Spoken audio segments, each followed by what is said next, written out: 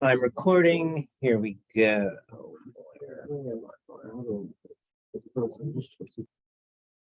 All right. So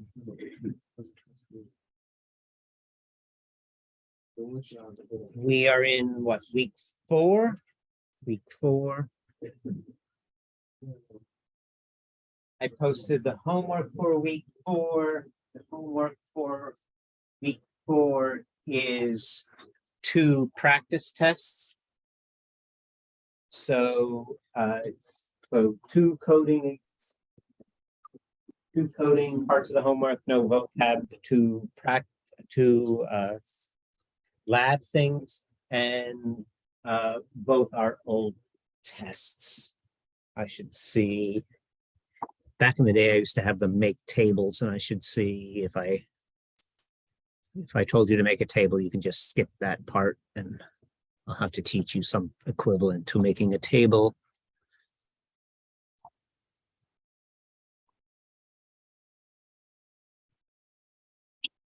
But let me extract.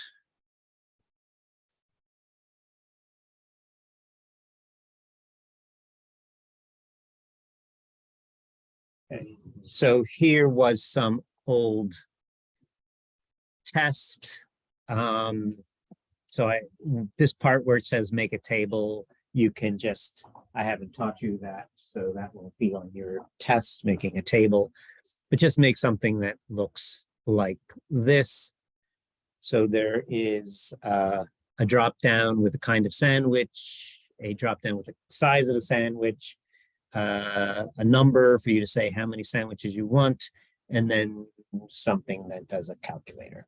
And that was an old test back in the day. Okay. Way back when they had $5 footlongs. All right. So that's one of the homeworks. Skip the part about the table. And then the other part.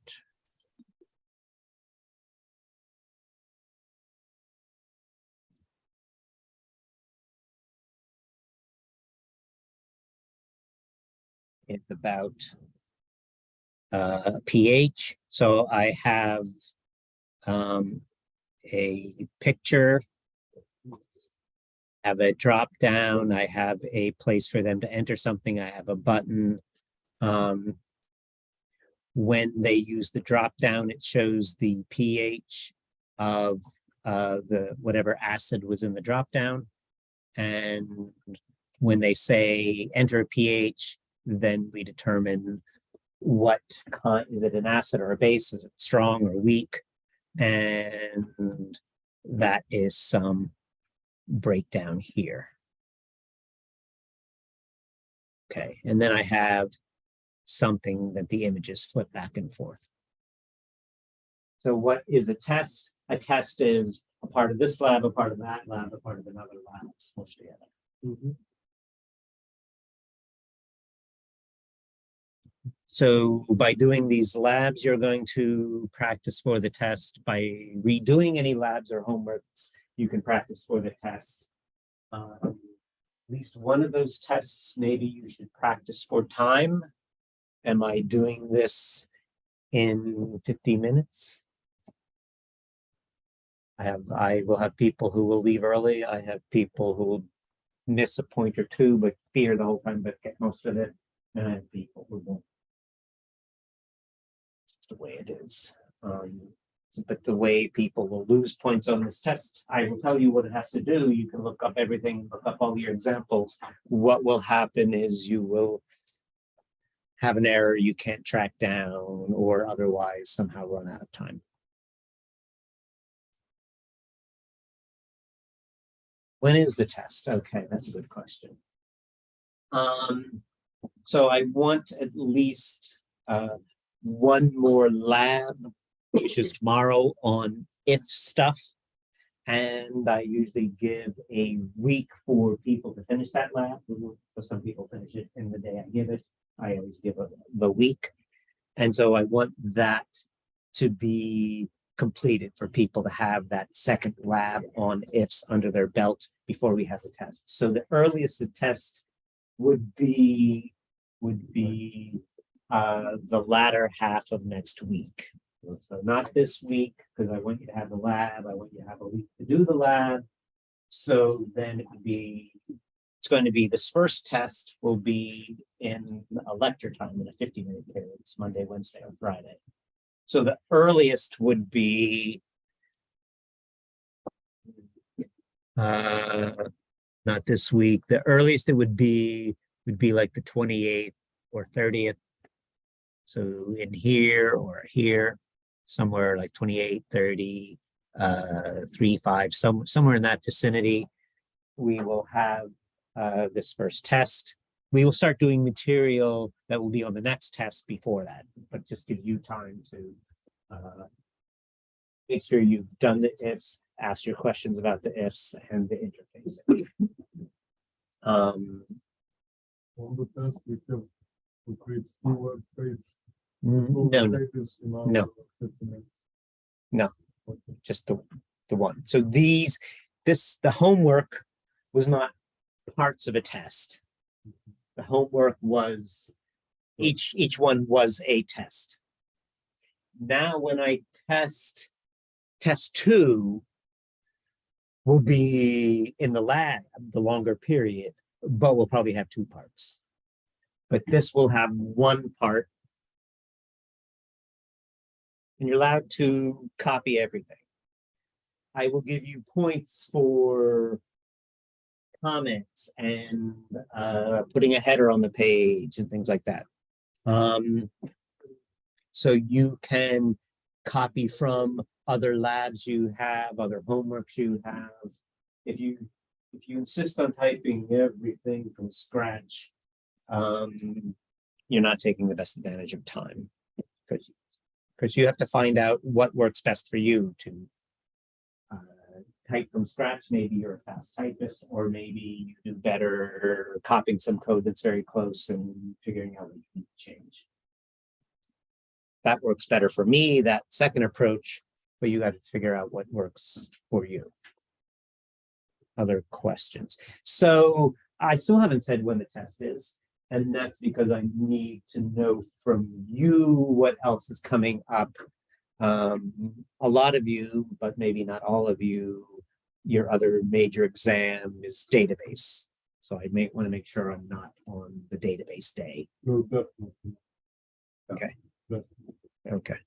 So I can do whatever I want. Is that what you're telling me? Okay. All right. So you're not going to see anything from me until earliest for you to do the lab tomorrow and have a week to do it. The earliest would probably be the 28th. It probably won't be the 28th. Maybe the 30th, maybe the 3rd, maybe the 5th, somewhere in there. I have another class that's on a similar schedule, so I'm going to try to, not for my sake, not have it on the same day as that test. Any other questions about the test? And we have time for you to ask more questions about the test. As I say, you have now as homework 2 old tests. Now the test is slightly changed because I used to have people make tables and I don't do tables anymore. But it should give you enough of an idea of what I'm going to ask, the kind of tests I give. So let's say we finish the test, how we going to submit it? Send to your email or? Then it's my email. Okay. I will put on my, not on Canvas, but on my website, I will put on the day of the test, I will put the test. But you won't know where, and I have a lot of crap on my website. So then I will say, here's the address, and you will go to it. So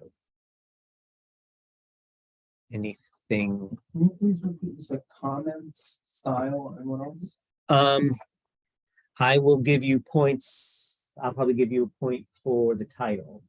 I'll probably give you a point for a header. Those are 2 visible things. I'll probably give you a point for changing the background color.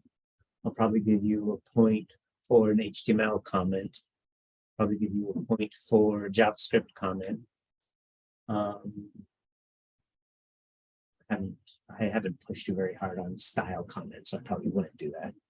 But those are a number of sort of almost free points. Just run through them very quickly.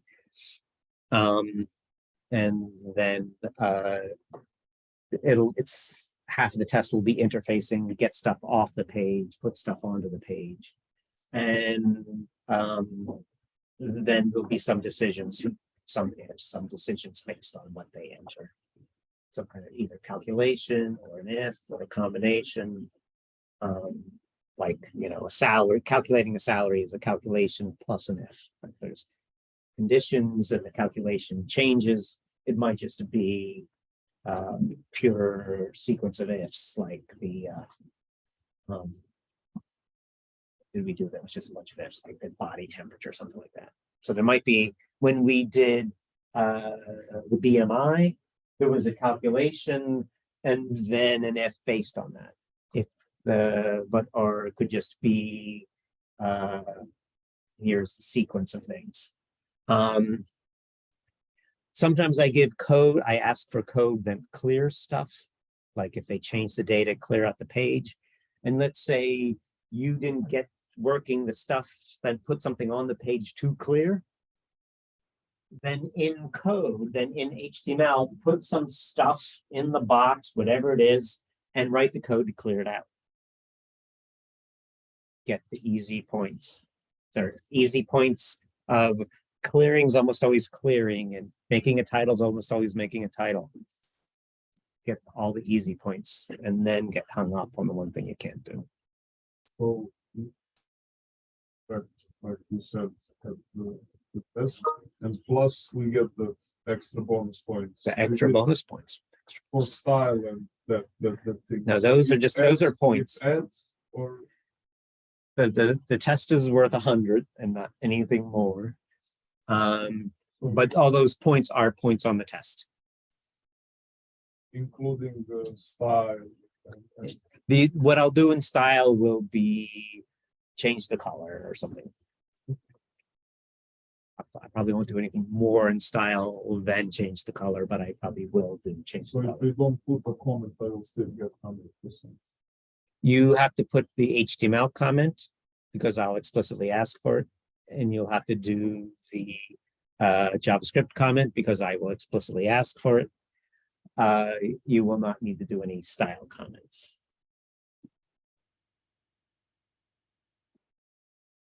Other questions?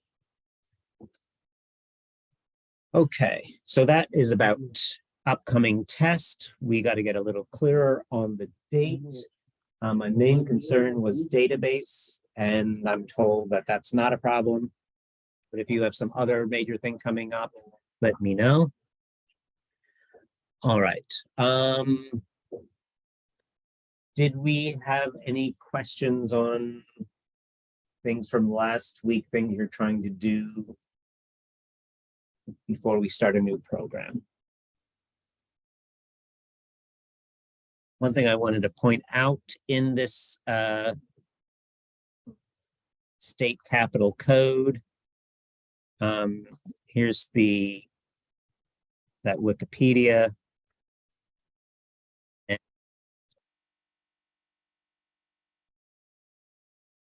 So we did the states nearby, and they all had different. So we did what? Pennsylvania, Delaware, New Jersey, and New York, and they all had different state taxes. But let's say we wanted to include Florida and Idaho and the District of Columbia.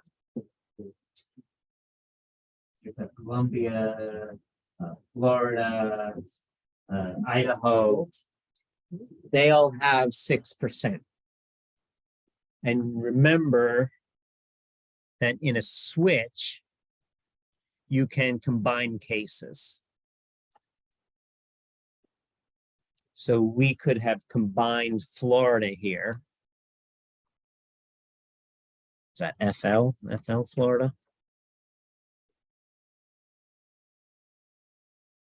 So we could add in Florida along with Pennsylvania because they're both 6. And then, of course, I need it in the drop down or the user's not going to be able to choose it.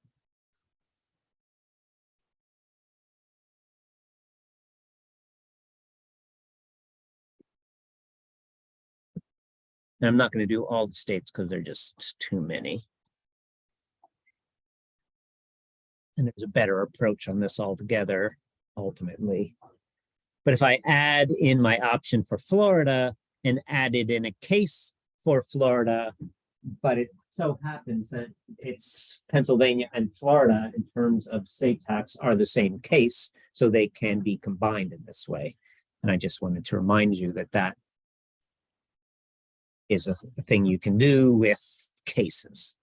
So let me open with the live server. Price of the item, $100. Pennsylvania, its tax was 6, the total was 106. Let me switch to Delaware. Tax was 0. Let me switch to Florida. The tax was 6. Okay. Did I have clearing? Did we write clear code? We didn't write any clear code. But that's a standard thing that I would put if this were a test or something. Okay. So I just wanted to remind you of this thing that happens with switches that you can combine cases. Now, let's do something one more time for questions before I move into a new program. Do you want to have a little fake log on and see if the user name and password match? Or do you want to play like guess the number game? Which program do you want to write? The user, the log. Okay. So let's make file. No, I don't want to do that. I want to do this. And so I'll say logon.html. Remember the extension. And Emmet abbreviation. Oh, the other thing to note about the homework, which is posted practice tests, is that they are zipped files. So make sure you know how to handle a zipped file.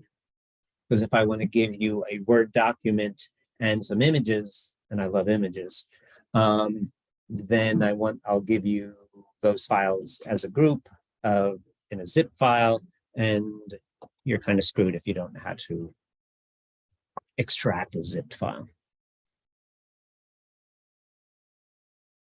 Okay, so here we go, and it was, we wanted to log on. What did I just type? I typed the width or something. Let me undo. So we're gonna log on. That's a point on a test. A header, that's a point on the test. HTML comment.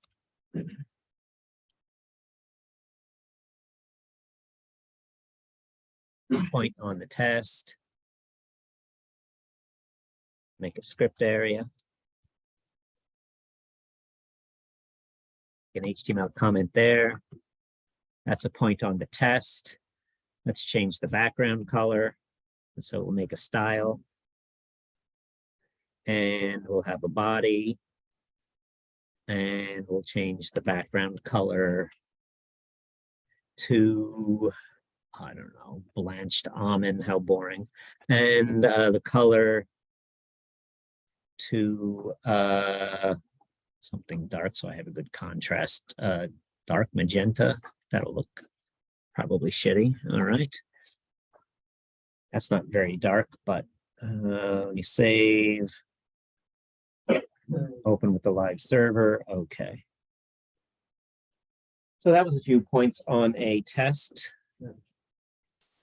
Okay, so now what do we want to do? We said we wanted to do a log on.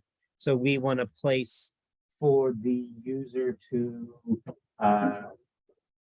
enter a username, enter a password, and maybe have a button to say enter or okay or something like that. So make a label. And we'll say a username. And then I will have an input of the text type.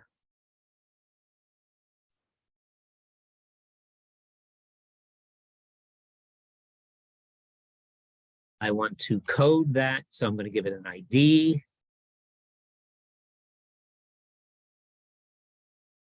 TXT, I'll call it username, I guess. That makes sense. And okay. And maybe a break. And then a label. Oh, now that I have the ID, I'll go back and add the 4. TXT username to get them to work together. Then I'll have a label for the password.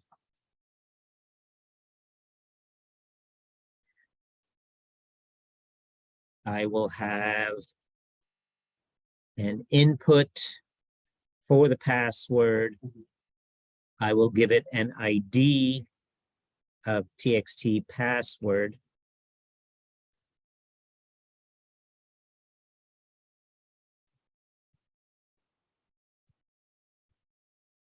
And what type do I want? Visual Studio. Okay. Fix it for a second. From here, what's happening? Describe. It's not gonna open live, so it's the problem. Live server won't open. Did you?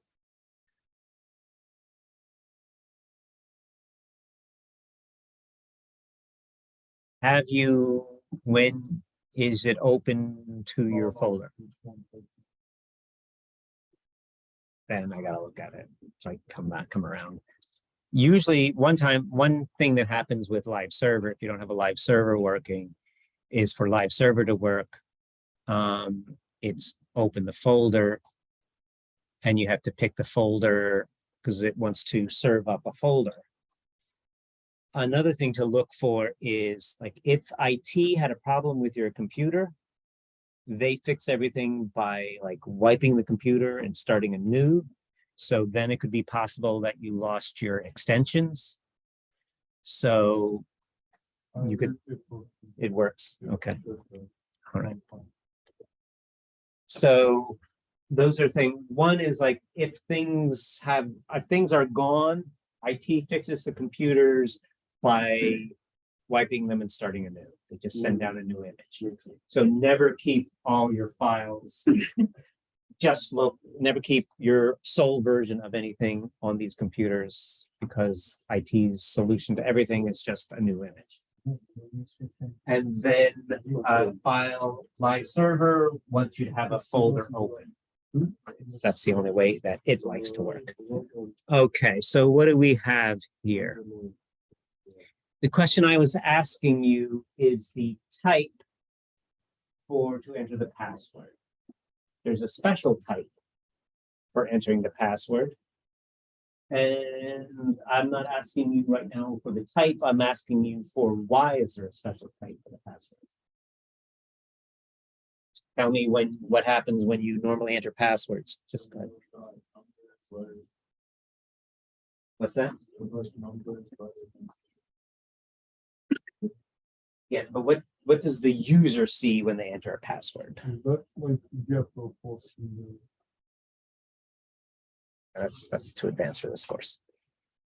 Getter post is like a server side thing. We're doing client side. What does when you log on and you enter the password, how is it different than using it? It just uses dots. It doesn't show you what you're typing when you type a password. Where the hell am I?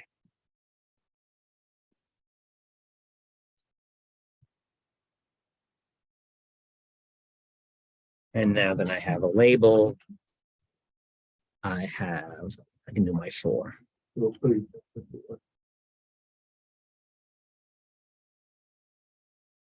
Okay, so here we are.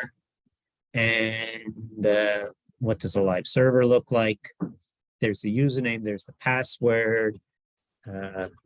Username is Fred, password is Fred. but I got the dots. Okay.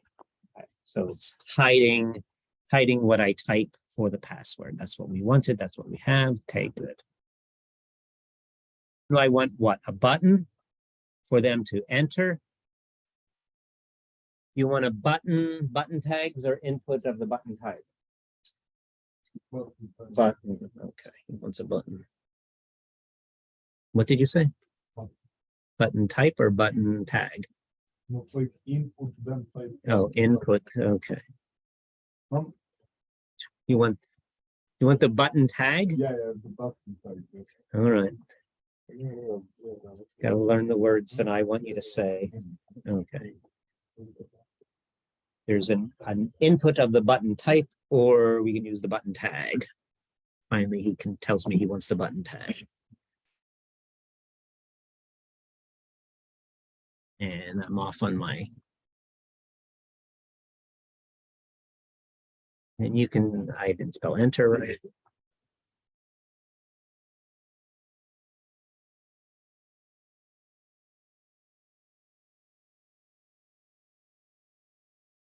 Okay, let me do this. Let me right click and choose to format the document. That helps things line up. If things don't line up as expected, then it's a debugging technique to look for errors. And then what do I want? I want an on click for the button.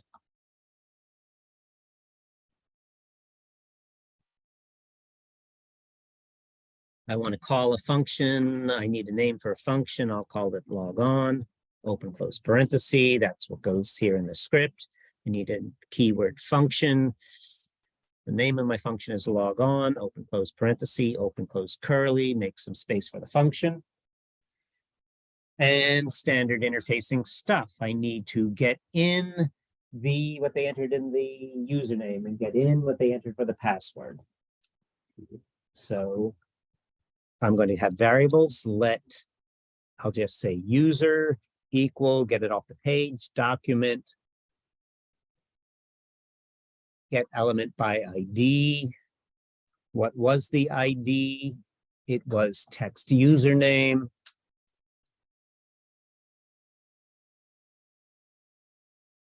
That is the whole great big thing.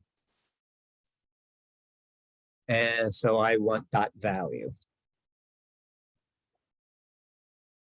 Then I want to, maybe I'll alert that just to see if it's working. And then I want the password. I'll just say let pass equal document get element by ID, ext password, I think I called it. Dot value semicolon, let's alert that. So let's see if we're getting stuff off the page. I don't want to do that. I did all this work to hide the password. I don't want to then show the password, but I want to see that I'm getting what I'm supposed to be getting. Another way to do this would be to work with the console log. That's a little more hidden than an alert. Okay, so what do we have here? Fred and the Ginger, okay. And there's Fred and there's Ginger. And so so even though this came in, shows to the user as dots, when we get it in code, it's regular old text once we get it on the inside. So coding wise, as JavaScript programmers, there's no difference as far as you're concerned as if the type is text or the type is password. The difference is on the user side. Okay. Now what? Now we need to say that we have some particular user with some particular password, and we need to check against that. Okay, so this is going to be really bad security because we're on the client side, which means that the person can see our code. So anybody smart enough to view our code will be able to see our username and password. That's why he was talking about servers, because this problem really needs to be solved using a server so that they can't see on the other computer is our username and password saved and not on this computer. But this is a client course, so, and this is not a problem about security, but just a thing to do with ifs. Okay, so I need to make a username and password. I'll put them up here. What should the username be? What? I can't spell that. I can spell that, unfortunately. I have to make a distinction between the attempted username and password and the actual username and password. So what should I call this variable? Act user, something like that. Actual. You want it spelled out? No, just act. Act user. Okay. Go with that. All right. Dare I ask? So this should be act pass, we'll say. And what is my password?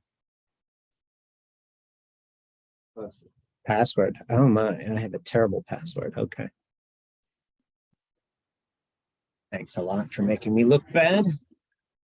All right, so now we know the actual username and the actual password, and we have to compare it to what they are attempting to log on. And now we're ready for our ifs. And that's what this exercise was supposed to be about. Let me comment out these alerts.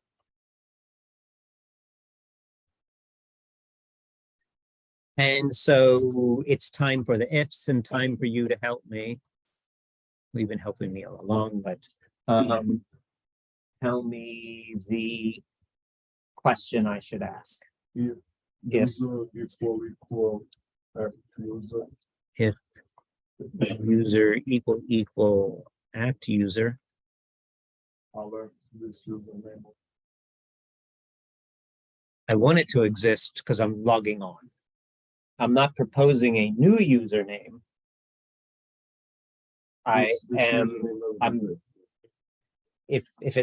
This is if it matches. The doesn't match would be in the else. So what do you want to do here? If user equal act user, then what? You want an and. Yeah, so like and pass equals actual password. So you both, Okay. they're both right. All right. So this is the question of, you can do it with, and we've seen different ways last week. You could do it with nesting. You have to actually log on, you need to have the username match and the password match. You can do that by asking inside this if it's true, ask another question. So if you're asking one question inside another question, that is called nesting. So if in line 36, if I went in and asked a new question about the password, that would be a nested if. That's one way to do this, but that's not the first suggestion I got. The first suggestion I got and added in the password was to use a Boolean and, that both things must be true, that the username must match and the password must match.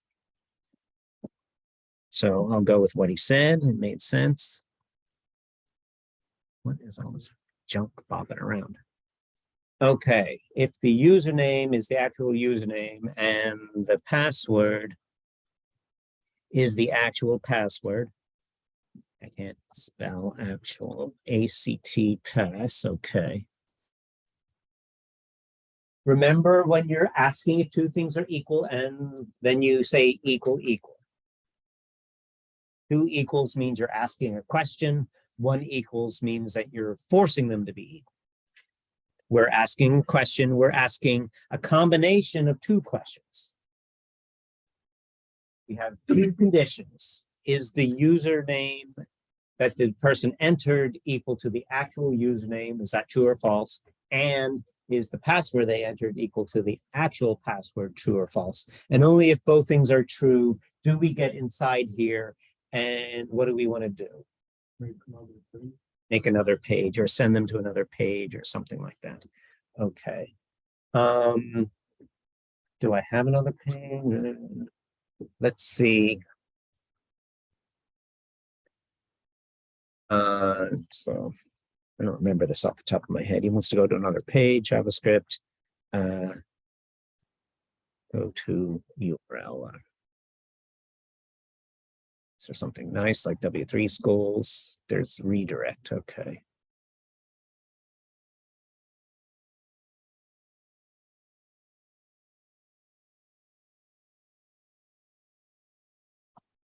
Let's try.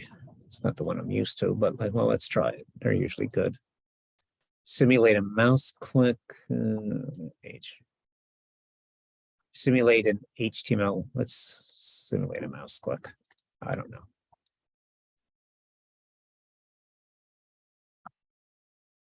Let's take you to W3 schools if that works. And if it doesn't work, then we'll have to figure out something else. And maybe we can change it to something other than W3 schools if this works. Okay. So I saved it. And what was my username, Blum? What was my password? Password. Making me look bad. Enter.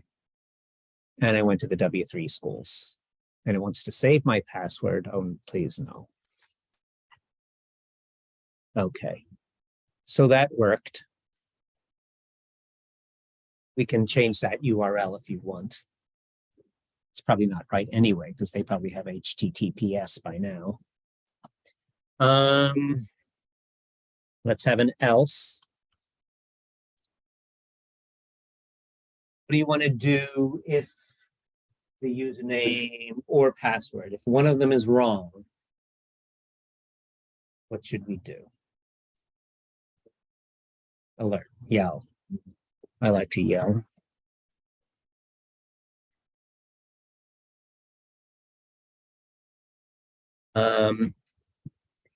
Now, if we had asked the nested if, I'm not saying we should do this, I'm just saying this, if we had asked two separate questions or the question within the question, if the username was bad, if we had nested the two questions, then we could specify to the person trying to log on whether the username was bad or whether the password was bad. That's probably bad security, but that's something that asking the two questions more separately can buy you, that you can specify what went wrong. Here, you're just saying with the Boolean and, it's just something went wrong. You're not specifying what. So we'll just say credentials. That could be username or password. Your credentials are incorrect or something like that. I could spell credential.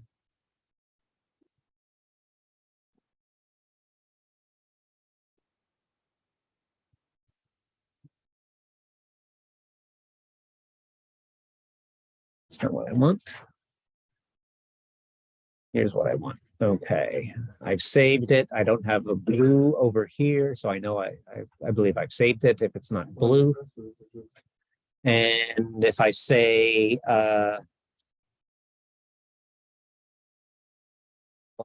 Blimo, okay, that's not right. And anything wrong, okay. My credentials are incorrect. If it's Blimo, but it's a password, I just spelled password correctly, it's still wrong. If I put in Blum, but yada, yada, yada, then that's wrong. So it can be wrong. They can both be wrong. One can be wrong. The other can be wrong. Anything that's wrong, it's wrong. That's how a Boolean and kind of works. What else can we do?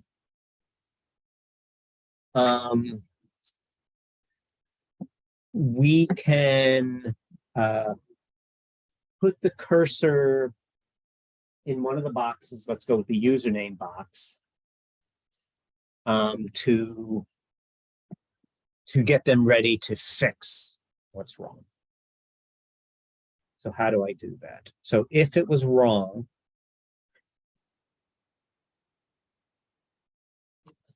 I want to put the cursor. So here it is, I'm making some mistake. And it's yelling, your credentials are incorrect. I want the cursor to be up here in that box for them to be sort of ready to fix it. I want to use focus. If I were using the event, does it have focus? It would be on focus. But if I want to give something the focus, I say dot focus, and that will give it the focus. So I don't want that. I want that. I want to say what? A document. Get element by ID. What do we call it? A text username. I'm not specifying which one's wrong, so I'm just going to put them in the user. If I had specified which one was wrong by asking two different questions instead of a combined question, then I could put the cursor in the thing that was wrong. But that might be bad security. So here's this focus, and that is, I need to save it and then run it, and then that should put the cursor in the box ready for me to type something new. So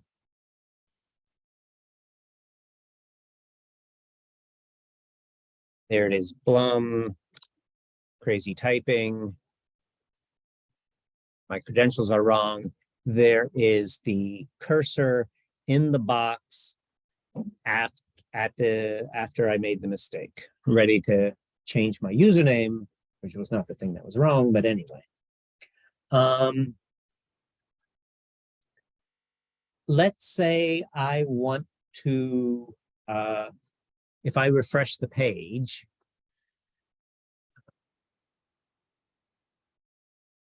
if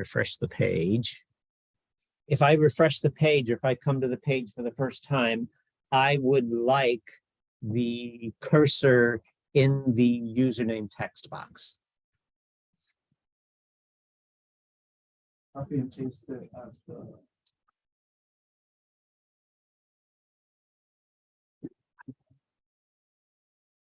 So it's the focus code because that's what the focus code worked. We just want to change when it happens. So this is, we want this code, but we want this code also in another place.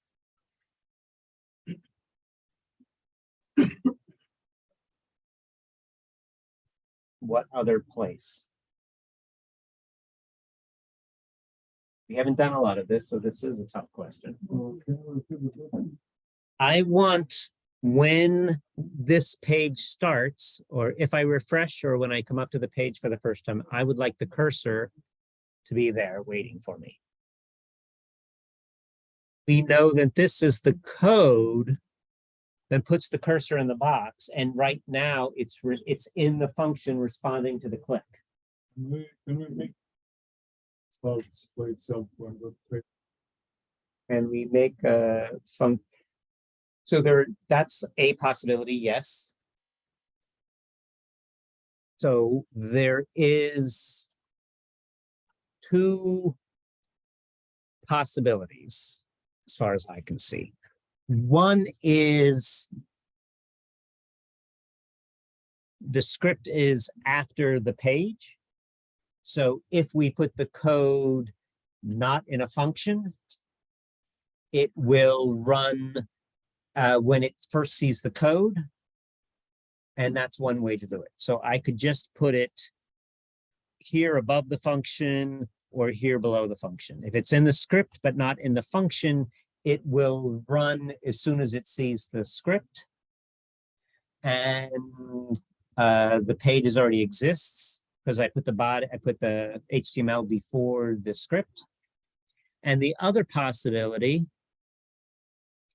is the body of the page also has events. And one of the body's events is the onload. So I could say onload. So I approach one, don't put it in a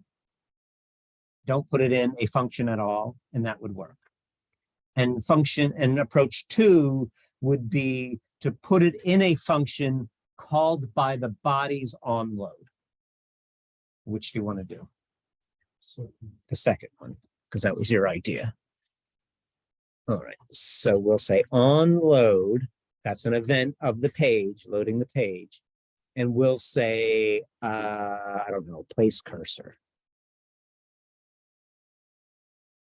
Stupid name for a function. Okay. So there's my function. It should be called when the page loads up. I have to define the function, make sure I'm outside of the other function. Control V, there's the name of that, open, close, curly. And what did we say? That this was the code that places the cursor. That's the code I want. And let's paste it in there. And let me save and refresh the page. And there it is. So let me close it. Let me open it. There is the cursor in that box. I can do stuff. Now it's yelling at me. Okay, I can do other stuff. And then refresh the page.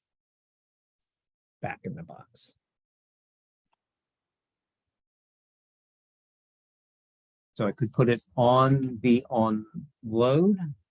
I could have onload call a function and put it in that function, or I could just put it out in the script area outside of the function, and that would work. Much out of time. Any questions on this? So this is. I'm thinking of like, you know how you open a live server with a folder Yes. and like you can place images in it when you're referring to those images in the code. What happens if you like redirect to a different page? How does it like call upon the images within that? If I move to a different page, Yeah, and it's like your website. but it's my website. Okay. So if they're all in the same vicinity, who's got images? Magritte. So I could say here, let me try changing this to Magritte. Am I spelling it right? Magritte f22.html, but that is in a folder called Magritte.